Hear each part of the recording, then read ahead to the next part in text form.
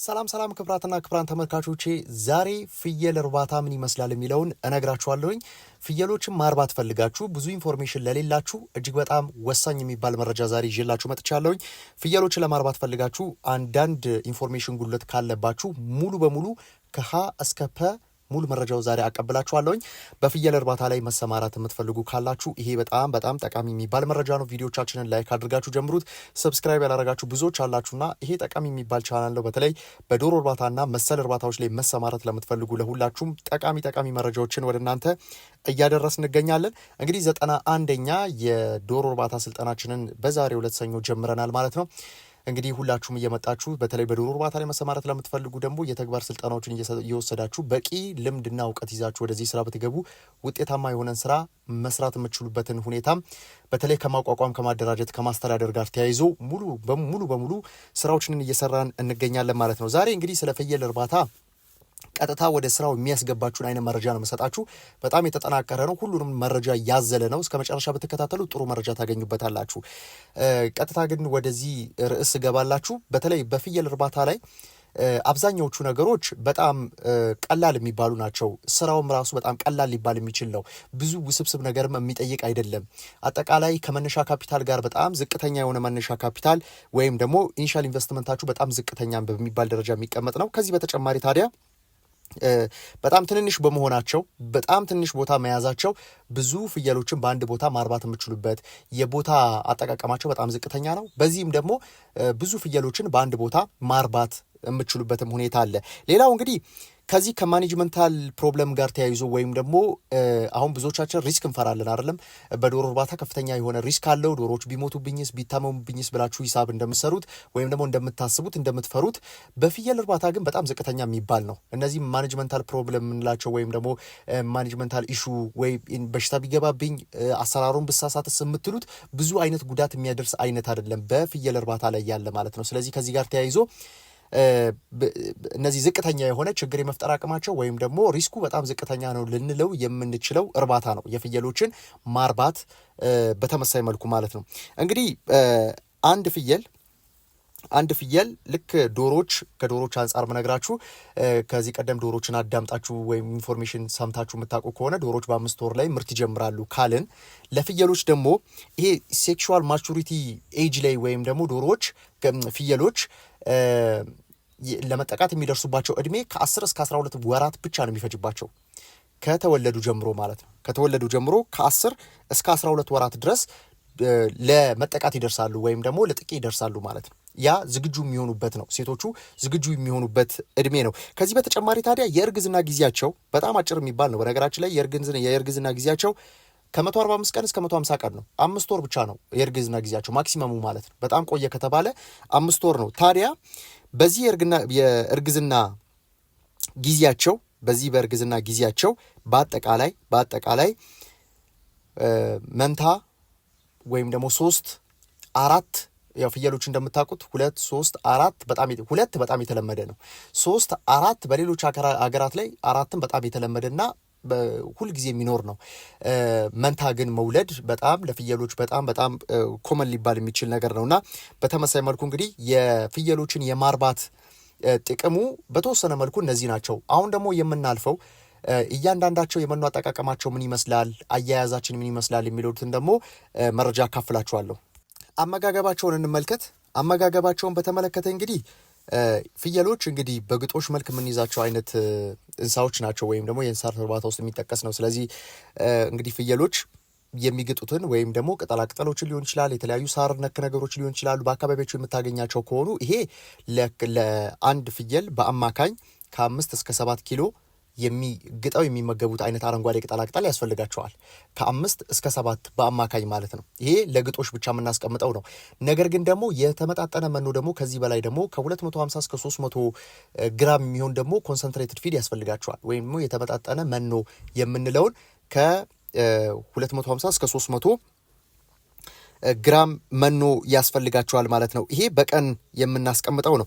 ታዲያ ከዚህ ጋር በተያያዘ በቀላል መንገድ እንግዲህ የተለያዩ አጫጭር ሳሮችንም ዛፎች ላይ በመውጣት የተለያዩ ቅጠላቅጠሎችን በመበጠስ እነዚህ አረንጓዴ ቅጠላቅጠሎች በተለይ ወጣ ብላችሁ ለመስራት ይህን ስራ እጅግ በጣም አመቺ ሊባል በሚችል ሁኔታ መስራት የሚቻልበት ነው። ስለዚህ ፍየሎችን ወይም ደግሞ አደልት ለምንላቸው በጣም ትልልቅ ለሚባሉ ፍየሎች በቀን ከ5 እስከ 7 ግራም የሚግጡትን አይነት ግብአት የምታዘጋጁላቸው ከሆነ እዛች ላይ ግን ከ250 እስከ 300 ግራም የሚሆን ደግሞ ለእርጉዝ ፍየሎችም ሊሆን ይችላል፣ እርግዝና ላይ ላሉ ፍየሎችም ሊሆን ይችላል።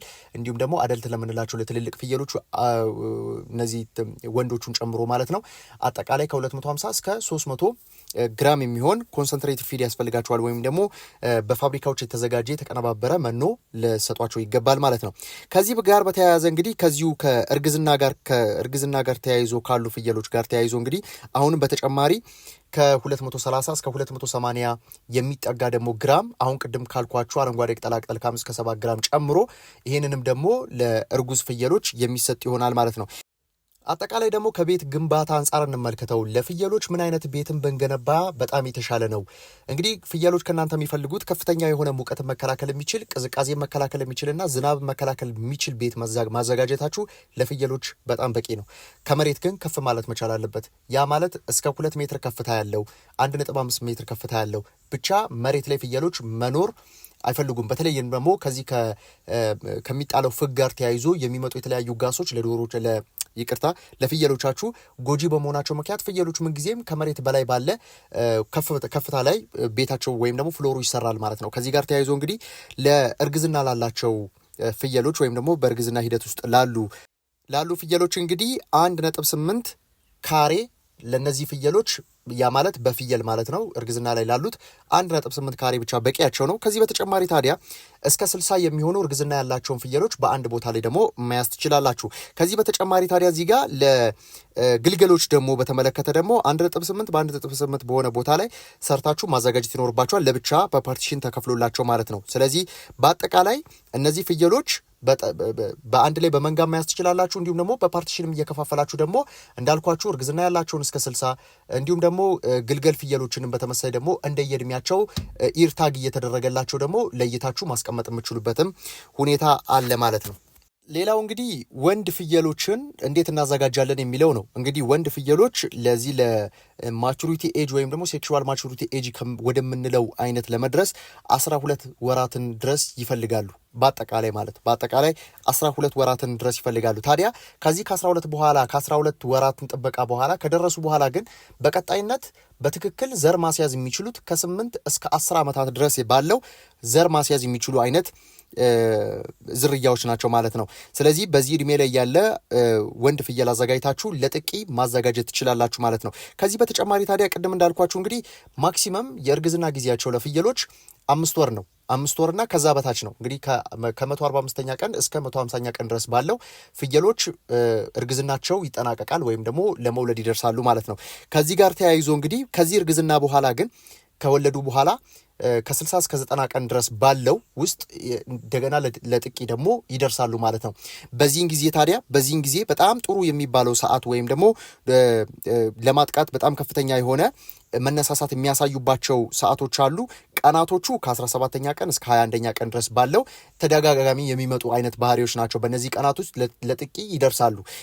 በተለይ ኤአይ የምትጠቀሙ ከሆነ ወይም ደግሞ አርቲፊሻል ኢንሲሜሽን ሜትድ የምትጠቀሙ ከሆነ ደግሞ ሰዓቶች አሉ። በተለይ ይህንን ምልክት ካሳዩበት ከ10 እስከ 15 ሰዓት በጣም ከፍተኛ የሆነ ዘር የመያዝ አቅም ያላቸው ወይም ደግሞ ዘር የመያዝ ፍላጎት ያላቸው ሰዓት ስለሆነ ይህን ሰዓት መጠቀማችሁ የበለጠ ጥቅም ይሰጣችኋል ማለት ነው። ስለዚህ ከዚህ ጋር ተያይዞ እንግዲህ ቀጣይ እንግዲህ ይሄ ቪዲዮ ከተመቻችሁና ስለ ክትባታቸው ስለ አመጋገባቸው ተጨማሪ ኢንፎርሜሽኖችን እሰጣችኋለሁኝ።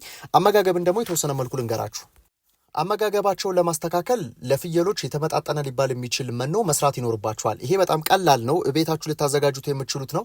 ልክ እንደ ከብቶች ወይም ደግሞ እንደ ዶሮዎች በጣም ውስብስብ የሆነ የመኖ አሰራር ሂደት የለውም። በጣም ቀላል ግብአቶችን የምትጠቀሙት። እነዚህን ግብአቶች ግን የተመጣጠነ 100 ኪሎ የሚሆን ወይም ደግሞ 1 ኩንታል የፍየል መኖችን ለመስራት ቅድም እንዳልኳችሁ ከ5 እስከ 7 ኪሎ የሚሆን ፎሬጅ ያስፈልጋችኋል ወይም ደግሞ ከ20 እስከ 30% የሚሆን የዚህን ደግሞ 20 እስከ 30% በድራይ ማተር መቀየር ትችላላችሁ ወይም ደግሞ በድርቆሽ መልክ ማቅረብ ትችላላችሁ። ነገር ግን ቅጠላ ቅጠሎችን ማግኘት ያለባቸው ከ5 እስከ 7% የሚያክል ከ5 እስከ 7 ኪሎ የሚሆን በፍየል ወይም ደግሞ አደልት ለምንለው ወይም ደግሞ ተለቅ ያለ ፍየል መጠቀም ትችላላችሁ ማለት ነው። በዚህ ምናልባት እርግዝና ሁኔታም ላይ ሊኖሩ ይችላሉ። ከዚህ በተጨማሪ ደግሞ ኮርማዎችም ሊሆኑ ይችላሉ። ስለዚህ ከዚህ ጋር ተያይዞ በአጠቃላይ ከ5 እስከ 7 ኪሎ ድረስ እናዘጋጃለን። ቅድም እንዳልኳችሁ ደግሞ በተለያየ መንገድ ከ150 እስከ 200 ድረስ ግራም የሚሆን አይተናል። ከ250 እስከ 300 የሚሆን ግራም ደግሞ መኖ እንደምንሰጥ አይተናል። ነገር ግን አሁን ይህንን የምንሰጠው የኮንሰንትሬትድ ፊድ ወይም ደግሞ የተመጣጠነ መኖ እንዴት ማምረት እንችላለን የሚለውን ግብአቶቹ ልጥቀስላችሁ፣ ኪሎአቸውንም ልንገራችሁ። የመጀመሪያው በቆሎ 30 ኪሎ ያስፈልጋቸዋል። ሁለተኛ የለውዝ ፋጉሎ 5 ኪሎ ያስፈልጋቸዋል። አኩሪ አተር ፋጉሎ 5 ኪሎ ያስፈልጋቸዋል። የሩዝ ገለባ 15 ኪሎ ያስፈልጋቸዋል። ፉሩሽካ 40 ኪሎ ያስፈልጋቸዋል። የኖራ ድንጋይ 2 ኪሎ ያስፈልጋቸዋል። ዳይካልሽየም ፎስፌት 1 ያስፈልጋቸዋል። ጨው 2 ኪሎ ያስፈልጋቸዋል። በአጠቃላይ 100 ኪሎ ለማምረት የሚያስፈልጓችሁ ግብአቶችና የግብአቶቹ መጠን አሁን በነገርኳችሁ ዝርዝር ውስጥ የተካተቱ ናቸው ማለት ነው። በአጠቃላይ እንግዲህ የወለዱ ፍየሎችን በተመለከተ እዚሁ አመጋገብ ላይ ለመጨመር ያክል የወለዱ ፍየሎችን በተመለከተ ለ6 ሰዓት ያክል ግጦሽ ያማንን ያሟላል። ከ5 እስከ 7 ኪሎ ያልነውን እንዲያሟላ ያደርጋል። ከዚህ በተጨማሪ ደግሞ ወዲያው እንደወለዱ እስከ 800 ግራም የሚሆን የተመጣጠነ መኖ ያስፈልጋቸዋል። ቅድም እንግዲህ የተነጋገርነው ፍየሎቹ እርግዝና ሂደት ላይ እስካሉበት ድረስ ወይም ደግሞ ፍየሎች በ5 ወራቸው እርግዝናን ይጨርሳሉ ወይም ደግሞ ለመውለድ ይደርሳሉ። ስለዚህ በዚህ ጊዜያቶች ውስጥ ከ250 ግራም እስከ 300 ግራም የሚሆን የተመጣጠነ መኖ ያስፈልጋቸዋል። ከወለዱ በኋላ በተለይም ደግሞ በወለዱበት ጊዜ ላይ ከፍተኛ አፕታይት ካላቸው እስከ 800 ግራም የሚሆን የተመጣጠነ መኖ ወይም ደግሞ ኮንሰንትሬትድ ፊድ ያስፈልጋቸዋል ለፍየሎቻችሁ ማለት ነው። ሌላው ደግሞ ምንም እርግዝና በሌላቸው ደግሞ ፍየሎች ስንመለከት ደግሞ ጥሩ የግጦሽ ቦታ ካለ በቂ ነው ለነሱ። ኮንሰንትሬት ፊድ ምንም አያስፈልጋቸውም። ነገር ግን ደግሞ በቂ ቅጠላቅጠል የማያገኙ ከሆነ አረንጓዴ ቅጠላቅጠሎችን መመገቢያ ቦታ የሌላቸውና ተንቀሳቅሰው ያንን ነገር ማድረግ የማይችሉ ካሉ ግን እንደ ተጨማሪነት ባገኙት ድራይ ማተር ወይም ደግሞ ድርቆሽ ሊሆን ይችላል ወይም ደግሞ ፎሬጆች ሳይሌጅ መጠቀም የሚችሉባቸው አጋጣሚዎች ካሉ ከነዚህ ግን በተጨማሪ አናሳ የሚሆንባችሁ ከሆነ ከ150 ግራም እስከ 200 ግራም የሚሆን መኖ እንደ ተጨማሪ መመገብ ይኖርባቸዋል ማለት ነው። ይሄ ለምንም አይነት እርግዝና ለሌላቸው ወይም ደግሞ የእርግዝና ጊዜያቸው ላልተቃረበ ፍየሎች የምትመግቡት የአመጋገብ ስልት ነው ማለት ነው። ስለዚህ እነዚህ በደንብ ከግምት ውስጥ መግባት አስፈላጊ ነው። እንግዲህ ለግልገል ፍየሎች ቅድም እንዳልነው እስከ 0.5 ካሬ በፍየል ታዘጋጃላችሁ። 60 ፍየሎችን አንድ ላይ መያዝ ትችላላችሁ ለእርጉዞች ሲሆን፣ ከዚህ በተጨማሪ ታዲያ ለወንድ ፍየሎች በተለይ ለዚህ ለብሪዲንግ ፐርፐዝ ወይም ደግሞ ለዚህ ለማጥቃት ስራ የምትይዙ ከሆነ እስከ 3 ካሬ ድረስ ይፈለግባቸዋል ማለት ነው። በአጠቃላይ የመኖ ፍጆታቸውን በምንመለከትበት ሰዓት ከአጠቃላይ ከሚበሉት ነገሮች ውስጥ ከ60 እስከ 70% የሚሆነው አረንጓዴ ቅጠላቅጠሎችን የሚሸፍን ሲሆን በቆሎ ሊሆን ይችላል፣ ሳር ሊሆን ይችላል፣ ናፒር መሰል ነገሮች አረንጓዴ ቅጠላቅጠሎችን ማቅረብ፣ ከ20 እስከ 30% የሚሆነውን ደግሞ ድርቆሽ ታቀርቡላችኋላችሁ። ከ5 እስከ 10% የሚሆነውን ደግሞ ቅድም ስንዘረዝረው በግራም ስናስቀምጥ የነበረውን የተመጣጠነ መኖ ታዘጋጁላችኋላችሁ።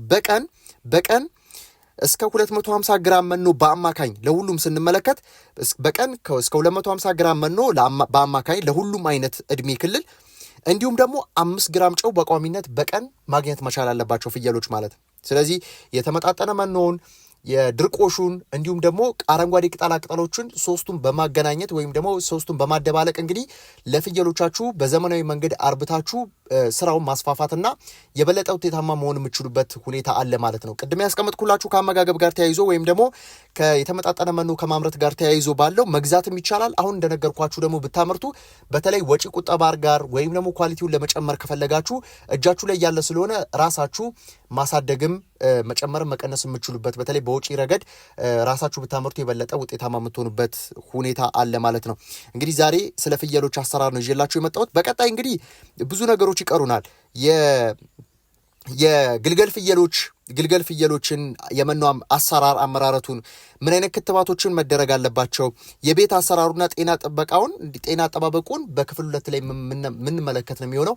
ይህ ቪዲዮ ተመችቶናል፣ ጥሩ ሀሳብ ሰጥቶናል ብላችሁ ካሰባችሁ ቪዲዮቻችንን ላይክ አድርጉ፣ ኮመንት ላይ ሀሳብ አስተያየቶቻችሁን ጻፉልን። ሰብስክራይብ ያላረጋችሁም ሰብስክራይብ ብታደርጉ ጥሩ ወዳጅነትን መስርተን እንግዲህ ስለ እርባታ ብዙ የምንማማራቸው ጉዳዮች አሉ። እስከዛው ሰላም።